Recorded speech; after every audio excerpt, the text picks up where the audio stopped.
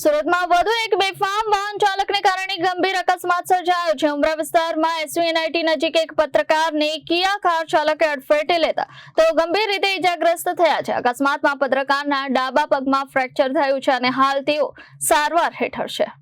સુરતના ઉમરા વિસ્તારમાં એસવીએનઆઈટી નજીક આજે સવારે લગભગ 9 વાગ્યાના સમયે ગંભીર અકસ્માત સર્જાયો હતો। પત્રકાર ધનરાજ ભાગલે પોતાના એક્ટિવા પર પસાર થઈ રહ્યા હતા ત્યારે બેફામ ગતિએ આવી રહેલી કિયા કારે તેમને જોરદાર ટક્કર મારી હતી।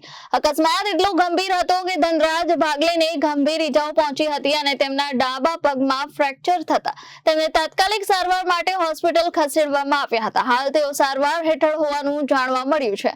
આ ઘટનાની જાણ થતાં જ ઉમરા પોલીસ તાત્કાલિક એક્શનમાં આવી હતી અને તપાસ હાથ ધરી હતી।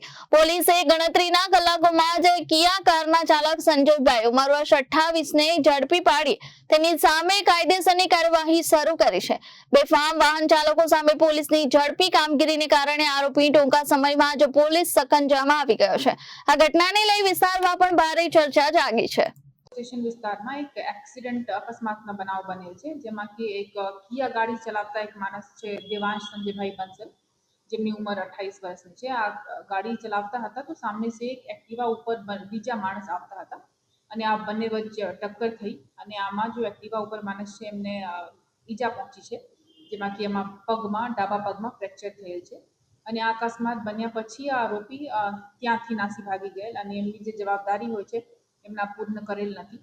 તો આ બાબતમાં ભારતીય ન્યાય સંહિતાની કલમો અને મોટર વાહન એક્ટની કલમો જેમ કે 177, 184, 134 અને 187 આ બધા લઈને આરોપીને ડિટેન કરીને આગળ અટકની કાર્યવાહી જારી છે અત્યારે અને સાથે સાથ ગાડીને પણ કબજે કરવામાં આવશે અને ગાડીના એફએસએલ અને સીન ઓફ ક્રાઇમના એફએસએલ સીડીઆર અને બધા સીસીટીવી ફૂટેજની મદદથી પૂરતા પુરાવા એકઠા કરી વિક્ટિમને પૂરી तरह ન્યાય મળે આ અમારી કોશિશ છે।